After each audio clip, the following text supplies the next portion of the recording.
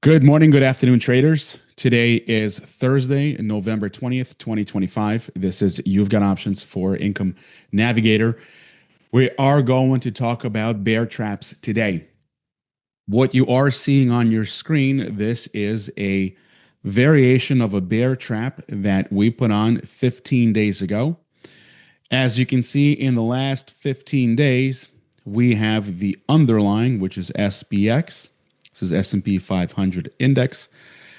We're down about just over a one standard deviation, but you can see that implied volatility is rising, which means the expected range is increasing, and that is putting pressure on our credit spreads. This trade is made up of two credit spreads, a put credit spread and a call credit spread. A put credit spread is wider, right? There's more risk on the downside than there is on the upside. We started this trade, we were pretty flat delta. And right now, as the market is pulling back, SPX is currently trading at about 65.65.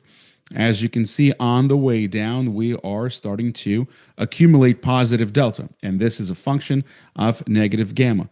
If the market is moving against us, right, our positive delta, which is going to play against us, as the market is pulling back, our positive delta is going to increase on the downside.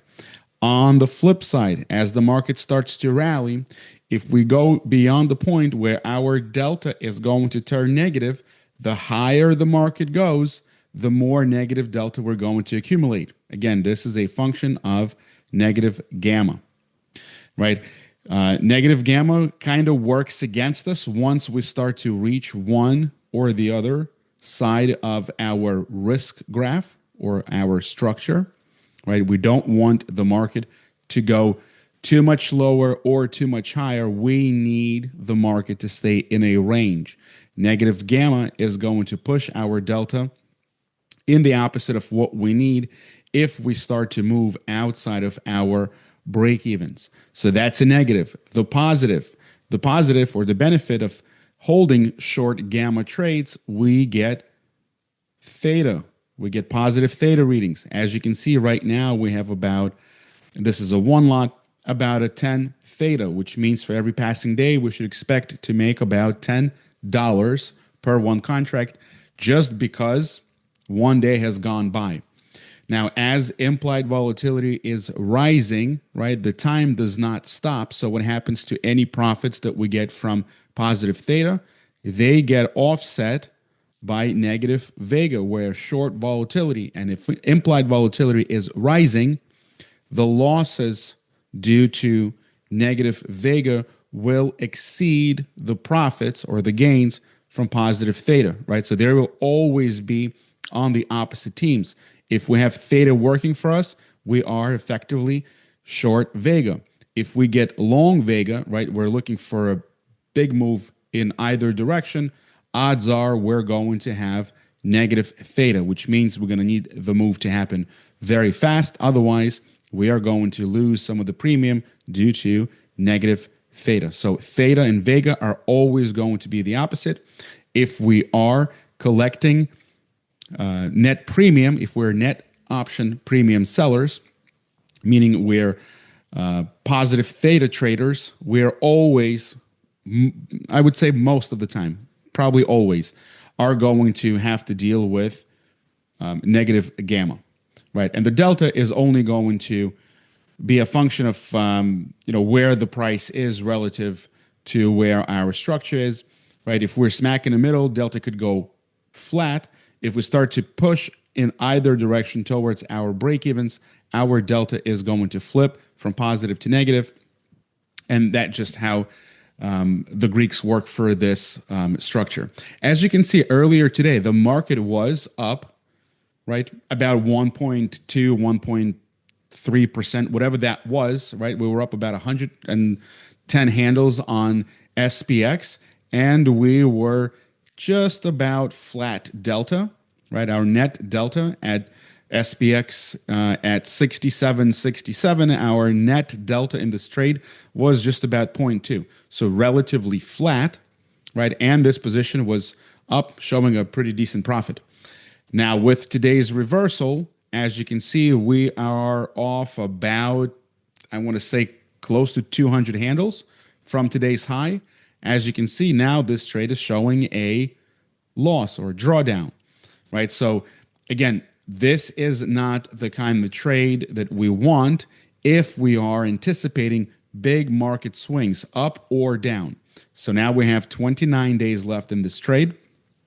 If the market is going to settle in, this trade should eventually correct itself. And as long as we remain inside of the break evens, right, the value of all options should decrease, right? As we know, options that are out of the money are going to lose value over time. And as we start to approach expiration, the rate of decay should start to pick up. So if the market is going to settle in, right, this position is going to go from being at a small drawdown to possibly break even, and then eventually it should turn profitable. We can also use whatever software you may be using. I'm using Option Explorer here, but we can see how T+0, which is our P&L today line, right, how it will change not only over price, but also over time. As you can see, the red line here, this is T+10. This is projected T+0 10 days into the future. So if the market stays right where it is right now, and we are 10 days into the future, you can see that this is today's T+0. But 10 days from now, this is my T+0. So this position should improve, not significantly, but definitely it should look a little bit better. And if we look at what this position would look like about, this gray line is T+20, right? So 20 days into the future, if we, right where we are today, 20 days from now, right, this position should be in a much better spot. So over time, this position is going to autocorrect and it should improve. The risk in this trade is always if we continue lower. As you can see, no matter how much time is going to pass, our T+0 isn't going to improve, right? Because any improvement due to time passage is going to get offset from being positive delta. And we know that if the market continues lower, positive delta is not going to help us. And also, if we continue to move lower, we're continuing to stay short volatility. And if the market continues lower, we know that typically volatility is going to continue to rise, and this is not going to help us. So we don't want to see much more downside from here. And essentially our plan for this trade, which I outlined when I took this trade, is that if I am down about $500 or $600 in this trade at any time, it is time to take this trade off and move on to the next trade, right? If everything is well and the market maybe will find buyers, maybe for whatever reason the market does not go much lower than, maybe 6,500, 6,450, right? If we end up in some kind of a range over the next 29 days, we still have a potential to make upwards of $1,000 for this trade, right? 960, that is the credit that we took in, and that is the most we can possibly make if the price of the underlying asset is going to be somewhere between the short strikes, which are at 63.50 on the downside, and 7,000 on the upside. Now, I also want to kind of warn you guys because, it's very easy to kind of fall in love with the idea, I'm going to make $1,000 here, right? So I'm going to dig my heels in, I'm going to hold it, until I'm blue in the face. And that is wrong because, what if we're down 500, 600, 650, and we're still thinking about the potential to make $1,000, right? We're starting to ignore the actual risk. What is the risk here? If the underlying, or SPX in this example, does not revert back to the mean and continues lower, now we're down 700, 800, we're down 1,000, right? The more this trade goes against us, the harder it is going to be for us to pull the trigger, right? Maybe we're already past our stop loss, and now we're starting to convince ourselves why the market should be going higher, why the market shouldn't be going any lower. The Fed's going to cut, the Kramer's going to do something, the this, the that, and the other.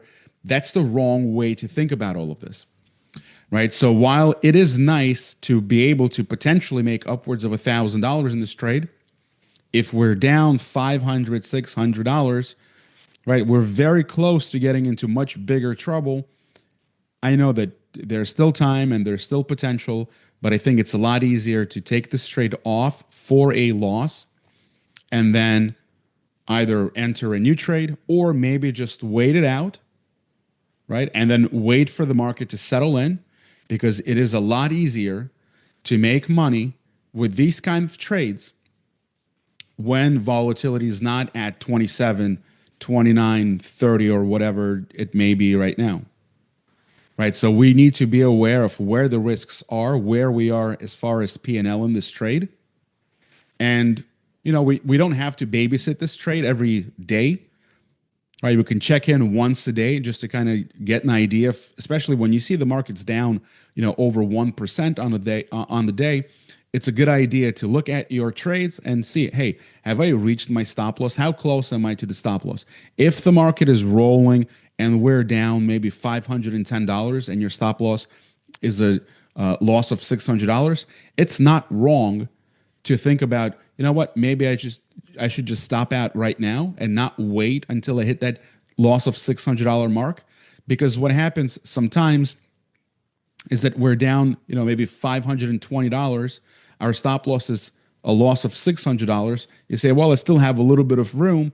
And if the market is rolling over, if the market's too heavy, implied volatility is at 32, we are implying a way over, almost a 2% up or down move on any given day. If we're this close to our stop, it's very possible that the following day, if the market's going to gap down 2%, you're going to be way past your stop loss. So sometimes you want to think about, does it make sense to just cut the trade a little bit earlier, not wait for your stop to hit, just to avoid any potential problems? It's also very easy to fall into the trap of, we are down $575. Your stop loss is a loss of $600. You don't stop out, right? You decide to hold. The following day, you get a gap up, and then the market may kind of settle in, and then you just trained yourself to not take a loss where you should take it. You probably should take the loss. The reason I'm saying this is because the one time when you say to yourself, just like last time, I'm very close to my stop loss, I'm not going to do anything just yet, I want to wait for tomorrow, let's see what the market will do, blah, blah, blah. And then the market gaps down 3%, and then you're taking a 3x the loss that you should have taken according to your plan. Right, so we're watching and this is the reason why I say it's somewhere between 500 and 600, right? If we get down to we're down $500, right, that's kind of like, all right, it's time to very seriously consider, stopping out of the trade, right? And if we're down, 550 and, we're going into the close, I would probably just cut the trade and not wait until I see a loss of 600. That's my approach. Whatever your approach is, might be different, but hopefully the why my approach makes sense. If not, again, you can ask questions and I'll try to explain this to you differently. We don't have much risk to the upside, but we do have risk, right? The risk is if we let the underlying run away to the upside and we do nothing at expiration, our short call spread is going to be in the money. So that's a loss, right? And that loss will be offset by the amount of credit that we collected to put this trade on. The max loss on the upside is just about $500. I'm not willing to accept that. right? If the underlying starts to rally and we start to, move towards the upside break even, I would consider, adjusting this call credit spread or doing something with the put credit spread. In other words, I need to bring in as much as $500 additional of credit to this trade to recover or to offset the risk on the upside. Right. The way I would do it is maybe I would roll this put credit spread closer. But again, we don't have a lot of time here, so that's not really, my best idea. Maybe I would consider rolling the long put up, and then I would, right, this would drastically cut the risk. We can see what that would look like. Right, if I was to take off, give me 1 second. If I was to take off the 6,300 put and then maybe roll it up 30 points, right, you can see that this would cut my risk on the downside. It would take away, and this would add more negative delta to the upside. Then I would consider potentially, I think it's a little too complicated, right? Closing out this 7,000 to 7,015 call credit spread and then reestablishing another call credit spread at a higher price level. I think it's a little too complicated. I'm not a big fan of this. I probably would consider doing something else. What else can I possibly do? Right? Something that I looked at earlier today. And again, this goes to show that you look at your position early in the day doesn't really mean that you have to do something, because number one, we have room. Number two, we have time, right? So what I looked at when the market was pushing higher, right, and I wasn't 100% convinced that we were out of the woods, right? I mentioned this on Discord earlier today that, last couple of times the market tried to rally, it was met with aggressive sellers. And the reason why the sellers came in, or the reason why the market couldn't push any higher, it's irrelevant. Even if I told you the reason why the market's down today, does it change the fact that the market's down today? It doesn't. So, who cares the why? I don't care why the market's down. The fact is that we tried once. We tried several times, right? We had a couple of attempts to rally off, right? This was November 7th, right? A couple of weeks ago. We had a Friday reversal and the market ran up and then we ran out of steam. Then we tried again last week, Friday, right? We couldn't do anything. And this potential to run higher has been faded. Today, the market gapped higher. We tried to retake. The high today was 67.70. And then for whatever the reason, the Fed talk, the whatever, right? The market's down, right? So any attempt to rally gets sold. So I wasn't really convinced that the market is ready to continue higher, right? There's not a lot of commitment. If anything, these runs or these moves to the upside, they feel and they look more like short covering rather than actual buying, right? So there's no conviction. So, but one thing I did look at earlier in the day, when the market was higher, I was kind of thinking about what am I going to do if the buyers continue to press and we start to lose our positive delta. As you can see, at the highs of today, right, my delta was just, and this is where I'm looking at, right? At the highs of the day, my delta was slightly positive. And then if we continue to move my mouse a little bit more to the right, you can see that my delta goes to minus or to negative 0.47. If I continue to move it higher, now we're at negative 0.77. And then by the time we get outside of the expected range, now I am short 1.12 delta. right? So the higher the market goes, the more negative delta I will accumulate. So I need to think beforehand, what am I going to do to possibly fix my delta problem? Rolling the put spread closer to at the money, sure, it'll bring in additional credit, but it's not going to fix the T plus zero line. It's not going to change the fact that T plus zero line is pointing downwards, even though the losses are muted to the upside, right? We don't have this T plus zero that's going to get steeper and steeper the higher we go, but right, the fact that T plus zero is pointing downwards still does not help. So what I was looking at potentially rolling the long leg of the call credit spread down a point or down one strike, which is 5 points for SPX, right? This was going to eliminate almost all of the upside risk and just shift it over to the downside.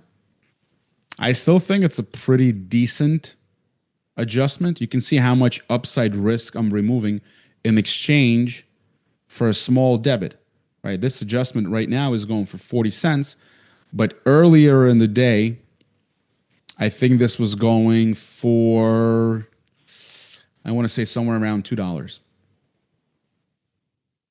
Right. So, but I wouldn't do it right now because now with the market pulling back, the upside risk is not as great.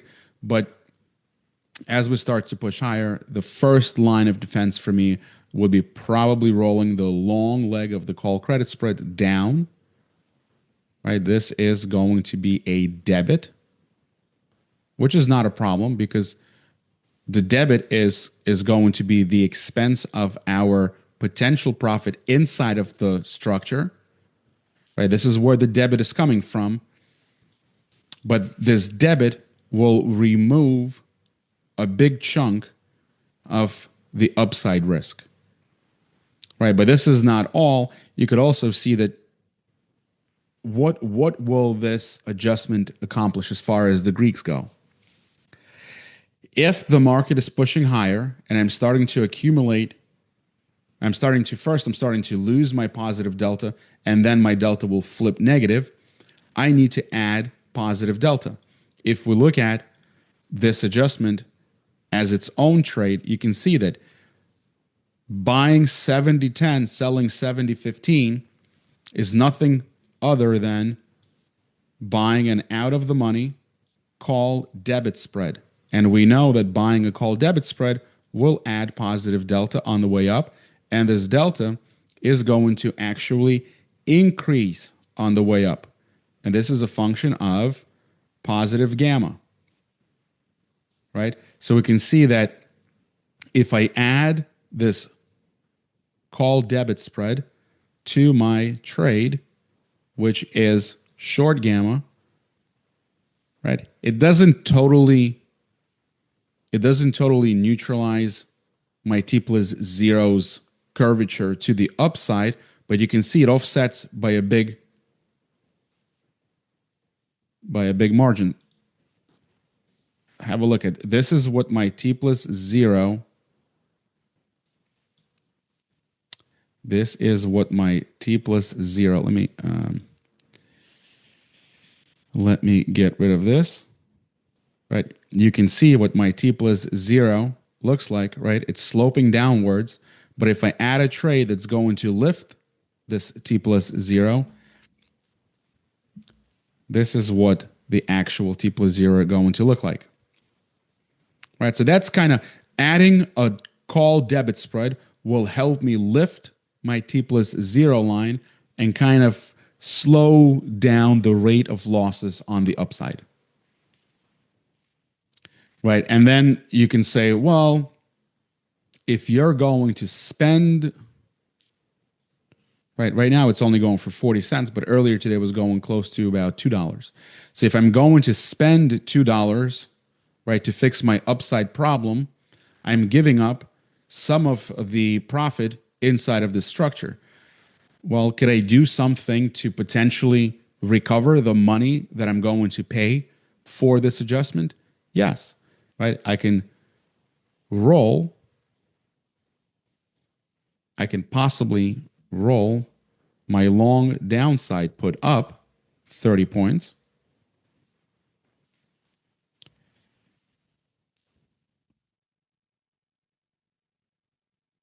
That's not it. -1, 1. Right? Something like this. Maybe 30 points is a little aggressive. Something like this. Right? Where I am also taking on a little bit more risk on the downside, but I'm covering the cost of making the adjustment to fix my T+0 on the upside. In order for me to do that, I need to have conviction that the market could potentially have some follow through and would continue to trade higher. If I had done that today, right, in hindsight, it would be kind of too early to make that move and it would kind of backfire. So I would rather almost be a little bit late. Like, I don't want to be the first one in. I want to see some sort of conviction in the marketplace that market has the ability to at least hold a rally, right? Because if there's evidence that the market is able to hold a rally, right, the risk to the upside becomes more real. Earlier in the day, I don't want to say that this risk wasn't real, but the market ran up and we couldn't hold, and now we're back down, which is fine, right? We'll make the adjustment when the time comes, but for right now, I don't think that the upside risk is as great. I'm more concerned with more downside here. Hopefully, my concerns are just that, concerns and nothing more. But that's where this trade is right now. As you can see, look, we're in this trade for 2 weeks, right? 15 days. The underlying has come down just over 1 standard deviation. Volatility is up, and we're in somewhat of a fairly decent shape with this trade. So it's not super volatile. It's not going to give you a ton of P&L volatility in your portfolio. But this trade does not enjoy the big price swings. And you can see when I'm talking about price swings, right? And I keep talking about this for the past couple of weeks, right? Maybe a month or so. When we saw this move, this was October 10th, right? On October 10th, we had a 4 standard deviation move, right? We had a 211 point range from high to low that day. All right, we saw a pretty big spike in implied volatility. And the range, right, this was just that day, but the average true range, right, this is the average of the ranges for the previous 14 days, had started to increase. And as you can see, this blue line here, right, the average true range continues, right, to kind of increase. And right now we're at the highest level for quite a bit of time, right? Today's range is 217 points. Average true range right now is 107 points. So the markets are swinging pretty good right now, right? If you want to kind of understand if this trade will enjoy the swings, we'll just look at your P&L at expiration graph and look at your T+0, right? We know that T+0 eventually is going to become our risk graph at expiration line. But in the meantime, would a big swing to the downside benefit this trade? The answer is no. Would a big swing to the upside benefit this trade? The answer is no, even though we structure this trade in a way where our upside risk is not as great as the risk on the downside. But in any case, you can tell that a big move to the upside or a big move to the downside does not play well for this trade. Jeff is asking, would I consider a similar adjustment for the downside? Honestly, I don't want to make any adjustments to this trade at all. I wouldn't want to do it because, number one, right, this trade is not 3 months out where we can slowly make incremental adjustments. And and potentially turn this trade into something that it wasn't at the beginning.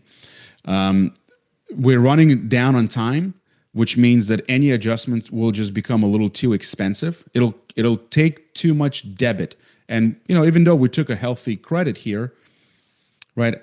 I think we can reasonably assume we could make half of this credit, about $500, and we're willing to risk about $500 or $600, right? So our risk reward is about 1 to 1 with odds of a little bit more than 50%. That's where our edge is. If we start to spend this credit to make adjustments, we'll have to stay in this trade longer, and the longer we stay in this trade, the higher the longer we stay in this trade, the more reasons we give this trade to not work because the move is going to be outside of the break evens. Like, I want to stay in this trade for as little time as possible until I get to as close to 50% of the total credit and get out. Right? But if I start to make adjustments and I start to spend some of this initial credit, which means I will cut my theta, which means I will have to stay in this trade longer. I will also probably, if I make adjustments, I will cut my vega, which means any volatility collapse isn't going to benefit me as well. But the idea is not the wrong one, right? If you want to play that game, right? If the market is moving down, just let's think about it in terms of the Greeks. If the market is going down, right, what are our Greeks doing? Let's just put our cursor down at 6,500. You can see our delta is almost +3, right? And that's the most important part, because the delta is what's mainly driving the P&L in this trade. So if we want to change the shape, of this T plus 0 line from this to something like this, right? We need to lift. We would need to roll our long puts up. In other words, we would need, right, our delta is +3. We would need to add -3 delta. How do we add -3 delta? What trade will give us a negative delta? We can buy a put, right? We can buy a put at 3 delta. That put is way too far out of the money with this little time. It's going to be very ineffective. But the idea that can we buy a 3 delta put? Yes. What do we do here? Right? Buying a 3 delta put,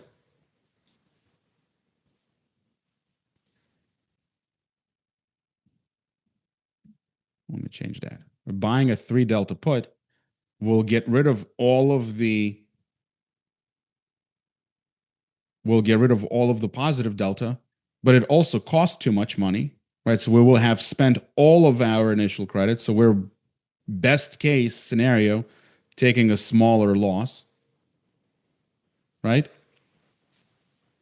And then if the market continues lower, but very slowly, this put at 53.50 is so far out of the money, it won't even kick in, and we will need to re-hedge again and spend more money, right? So digging ourselves even deeper into a position we don't want to be in. So that's why I wouldn't go out and buy a very far out of the money put to cut my delta. We can still cut this delta, right? Let's say we have already reached 6,500. Our delta is about 3, and this is where we are right now, except we have positive delta of 2.2. How do we add -2.2 delta? I would probably look at going somewhere around a delta 35, maybe 37. I'm going to buy a put at delta 37. I don't need 37 short deltas, right? So I can sell something farther out, maybe at delta 35, right? If I'm buying a 37 delta put and I'm selling a 35 delta put, essentially I am adding negative 2 delta, right? And that takes my net delta back to almost flat. But it changes my not just T plus 0 line curvature, changes my risk profile as well, right? I'm spending about $400, I would say, $500, 560, right? Depending on where we get filled.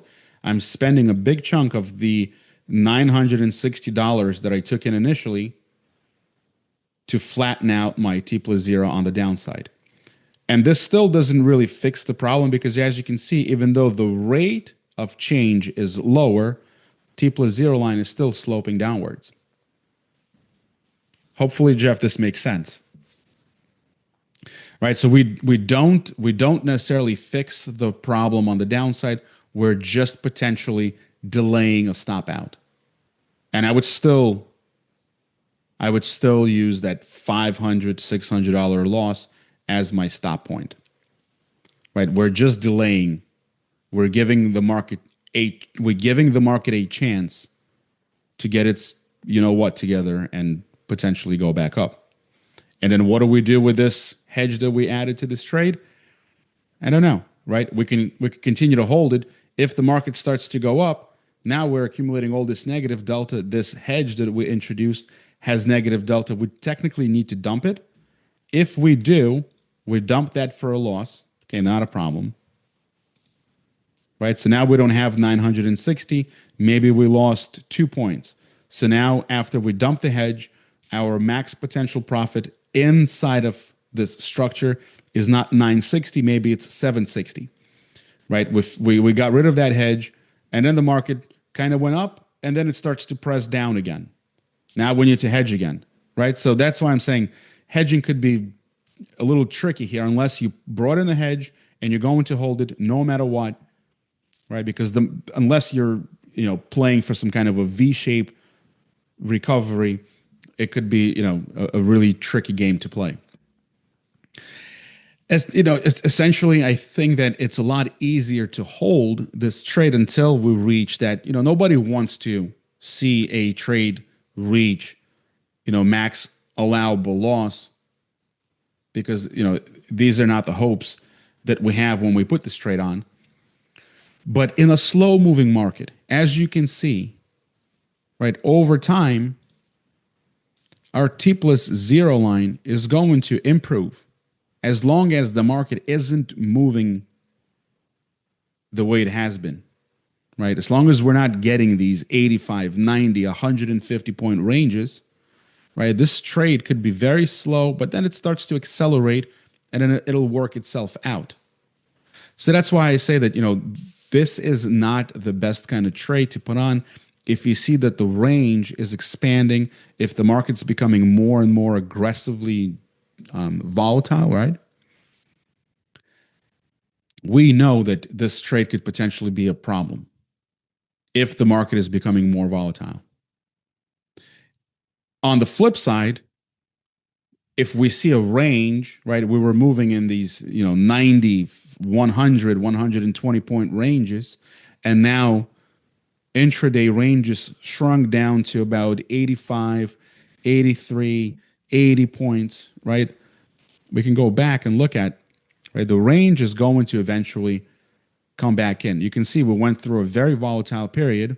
This was back in April. And then when the market finally was able to dig itself out of a hole, right, the range just went from average to range 263 points, and then the range started to contract. Right, so this trade is a lot easier to manage when the range is contracting, right, or volatility is coming in.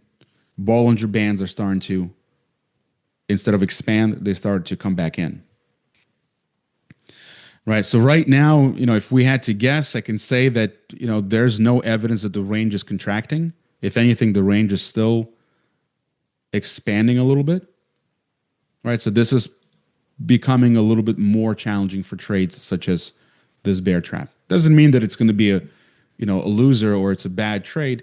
you just need to keep in mind that, you don't want to size aggressively because, things could really pick up from here. And, this trade can go from being a nice winning trade, such as, this trade was a winner to the tune of about, I don't know, it was up $200, right? It was up about $200 earlier today. And now it's down 115 or maybe $150, right? Because the range is not what we want.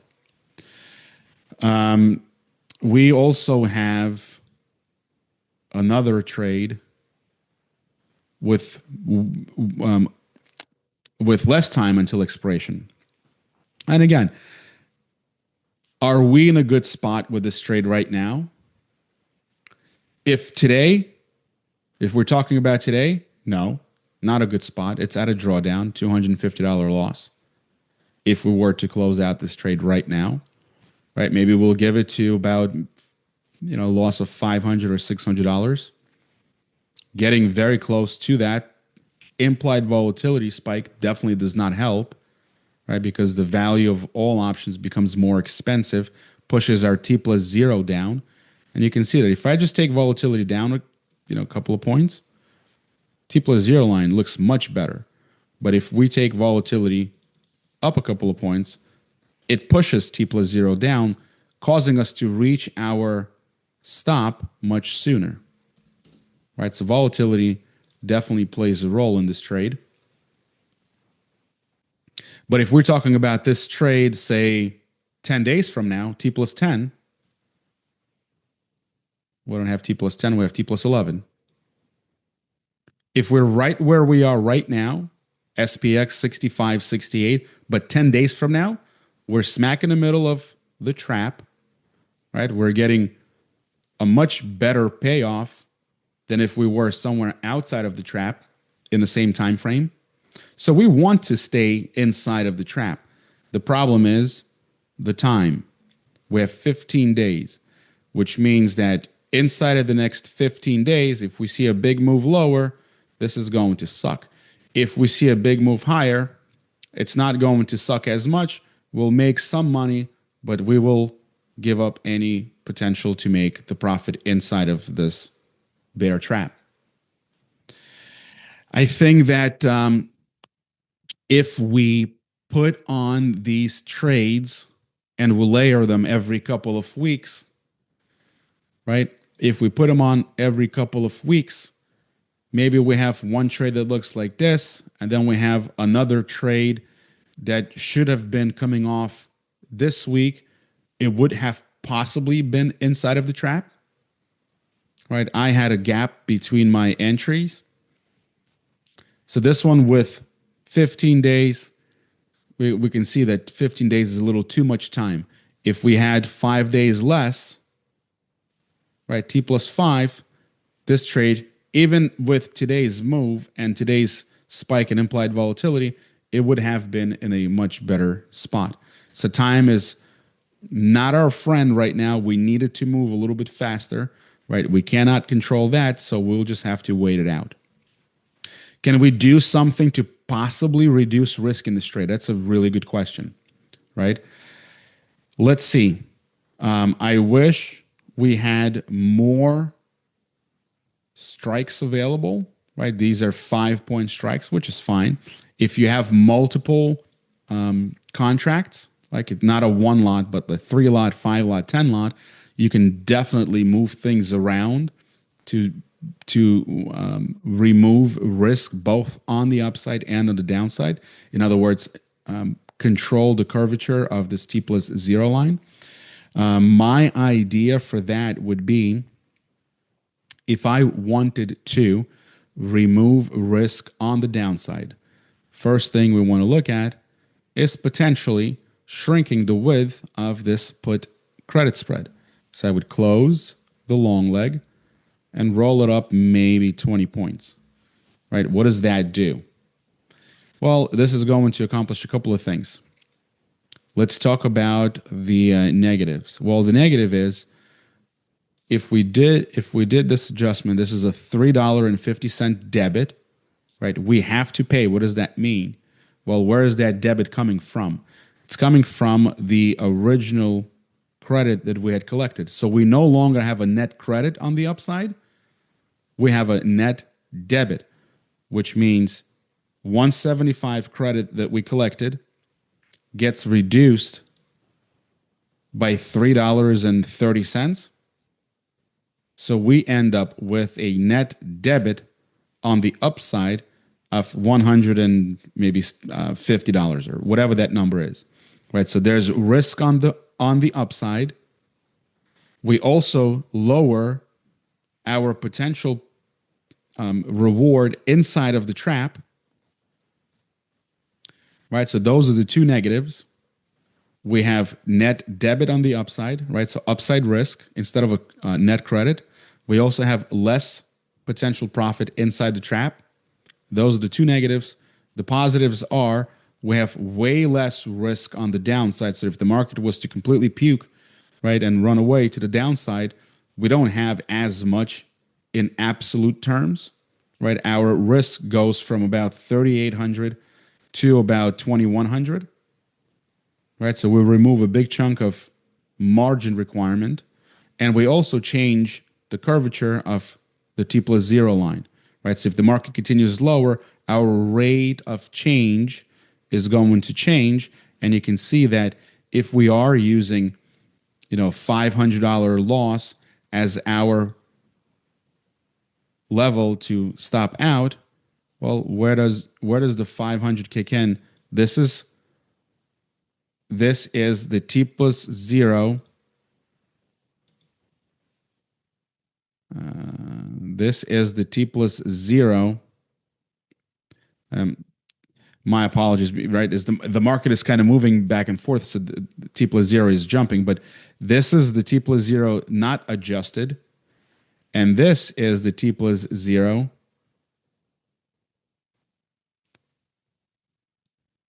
Right, adjusted. So you can see that we reached the $500 loss if we didn't make any adjustments. We reached this loss, I don't know, at about whatever this level is, 64.80. But if we did make the adjustment, right, we changed the curvature of the T plus zero line, we effectively delayed our stop by about, right, this is 64.80. Now we're at 64, maybe 10. Right, we delayed our stop by about 70 S&P 500 points. Right, by changing the shape of the T plus zero line, we delay a price level where we need to get stopped out.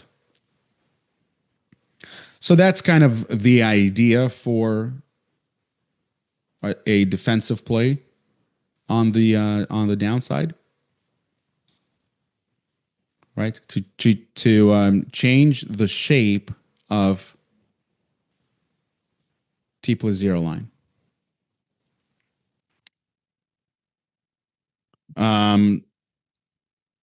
Let's see. John says, assuming you collect $200 at the opening of the OG trade, right? We're talking about net credit on the upside. That's $200. Is your stop loss a realized 600 net loss or a realized loss? No, when I say minus 600, this is the real P&L. A real P&L, right? If I'm showing a P&L of, let's say right now I'm down, minus 200 maybe, right? That means that to close this trade, it's probably going for about, right, 175 and 175, maybe 350. And let's see.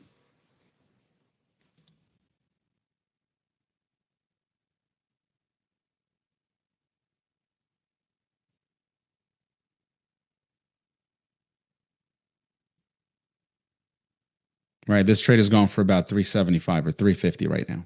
So if I was to close it for 350, right, I would give back the 175 that I collected, and then I would be at a drawdown out of my pocket about 175. So when I say I'm going to get out of this trade for a loss of 600, that's 600 out of my pocket. So the debit to close this trade will be 600 plus 175, right? We give back the 175 because it's not ours to begin with. And then out of our pocket, we're out 600 bucks. So the debit to close this trade would be 675. Hopefully this makes sense. This question does come up a lot, right? When we're talking about closing out at some multiple of initial credit, right? If, for example, when we talk about selling SPY puts, if I sold a put for $1 and I'm taking, I'm stopping out at 3x loss. So what's my loss? Is it buy to close at 3 or is it buy to close at 4? Well, if I buy to close at 3, it's not a 3x loss. It's only a 2x loss because the first dollar that I took in as a credit, it's not my dollar to lose, right? So if I sold something for $1 and bought it back for 4, then I'm $3 out of my pocket, right? So you always kind of want to account for that. But, this is just a guideline, really. You can plan and size your trades that work best for you. The reason I think it's reasonable. And if the market becomes too difficult, right? Again, does this trade enjoy a big wide range? It doesn't. Why? We're a short gamma, right? Which means our delta is going to flip with a big move up or down. Yes, we were able to eliminate upside risk. So we don't have the risk to the upside, but big range, right? Negative gamma and big range, they don't play well together. We need, right? This trade has a shape of, if you ever traded an iron condor, if you ever traded a butterfly, or, right, this is the shape of the T plus 0 line. They all have the same T plus 0 line shape. So all of these trades are positive theta, which means we benefit from time passage. They're all short volatility, which means we want market volatility to come down, not go up. So if we see that the market is starting, the ranges are starting to expand, volatility is starting to pick up, am I going to be the first one running into that building, trying to sell as much premium as I possibly can? You may get this information out there. There's plenty of gurus out there that are, peddling this information. Sell high IV, you're going to be rich quick, blah, blah, blah. But that's not how it works because, sometimes you may get lucky and you sell the quote unquote high IV and then volatility will revert and you will get paid handsomely for taking on that risk. But if you go back to the chart,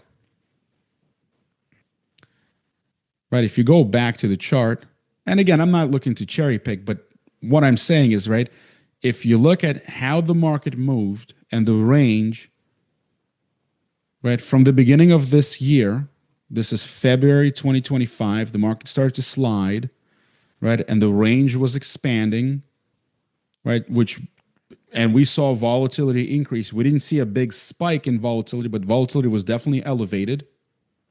Right, the range was way higher than what we saw for quite some time, right, going back to like August. You would think, oh, IV is high, sell high IV, I'm going to get paid. And then you had this big down move, which didn't pay you for the sell high IV. Right, so selling high IV isn't always, what we want to do. You may disagree and it's totally fine. I would prefer to trade when the ranges are pretty tight and they're getting tighter, right? When volatility is falling or already staying low, right? You may say, hey, if the VIX is at 18, wouldn't you rather trade when the VIX is at 27? Well, yeah, right? Assuming that volatility is going to go from 27 back to 18. But what if the VIX goes from 27 to 40? Right? VIX at 27 is telling me that the market is looking for volatility close to 2% up or 2% down on any given day. Right?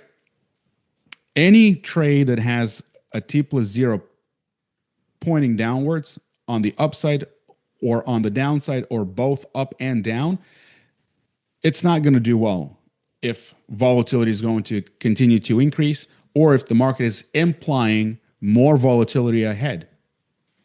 When the VIX is at 15, right, the market's not implying a whole lot 30 days into the future. Let's remember, implied volatility is a forward-looking vehicle.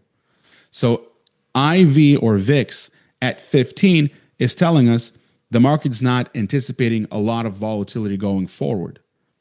And that's going to be true until it changes. And we don't know how long, right? The VIX can stay low.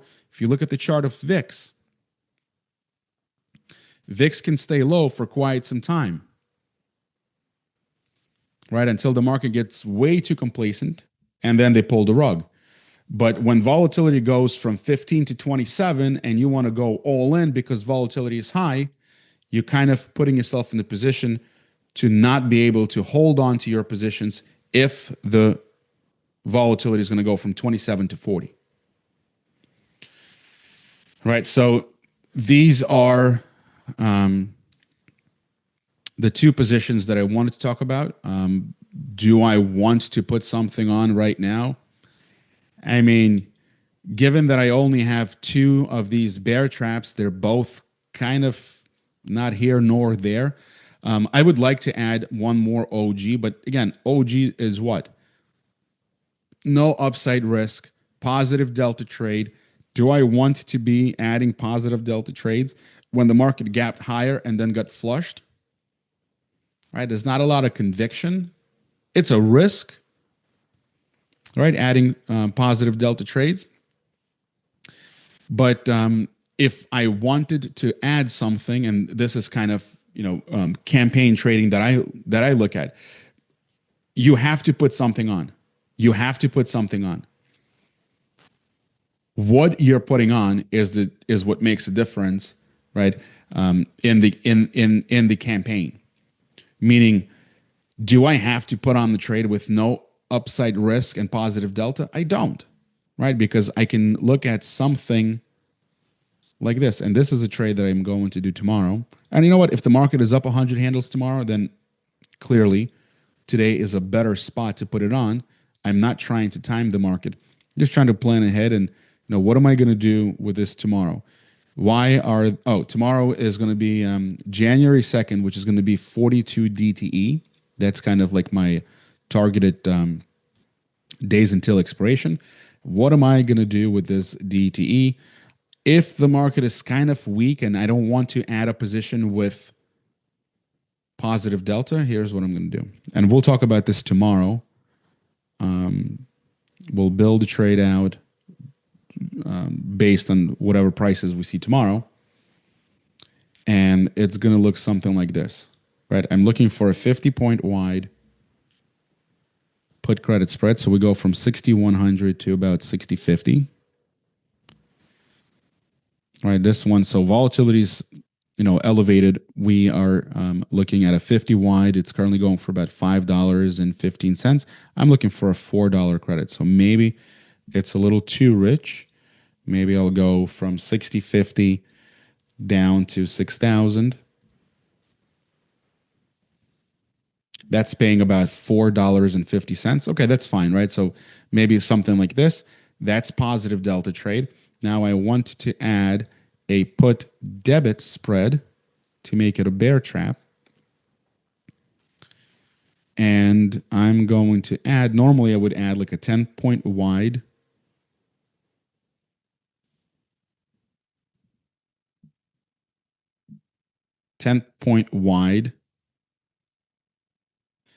Right? This is what a OG bear trap that's currently showing a net credit of about, it's kind of all over the place, probably because the market is starting to move again, right? About $1.50, 155, 160, 150. Where's the mid? The mid price is at 115, 150. So it's moving quite a bit. Right, I would watch it for just a couple of minutes just to get an idea about where the mid price is. Maybe it's at 165. Now it's $2. That number is wrong. right? I would probably go in with about $1.90, maybe $2 credit, not expecting it to get filled because the mid is, I think 165 was more or less realistic, right? But looking at the risk graph, no upside risk, which is great, right? If the market already did all the selling that it wanted to do, not saying it's done, right? It may not be done, but if the market's going to rally from here, no problem. We don't have any upside risk. It can go as high as it wants to, right? But if the market is going to continue lower, right, not only this position is going to get into a little bit more trouble, but my other position that has 15 days until expiration, it already has positive delta. So they're both are going to be getting into trouble, right? So I have to think about, how do I want to structure my risk? Do I want to add something with more positive delta and potentially more positive delta on the way down? Or maybe I go with something like this, where I'm not taking in initial credit. I'm actually paying a small debit to put this on, but I don't have any positive delta to start. So if the market goes lower, I don't have to worry about this position. I have enough time, right? I have 40, well, tomorrow will be 42 days to potentially worry and deal with this position, right? So the initial downside move isn't going to really do a whole lot of damage, right? I only have to worry about the trade with 15 days until expiration because this one already has positive delta. However, if the market starts to move higher, right, I can't leave this trade alone because I'm paying a debit to put this on. So I need to figure out a way to recover this debit and get rid of the upside risk. But I have time to deal with all of that. Right. So let's see what happens tomorrow. And this is the kind of trade I may be looking at. Small debit as neutral. I wish there were more strikes available here, but there aren't. We'll see. Maybe there will be more strikes available tomorrow. If not, not a problem. We could still work with a 20 wide on the debit spread. We'll figure out how to position this trade.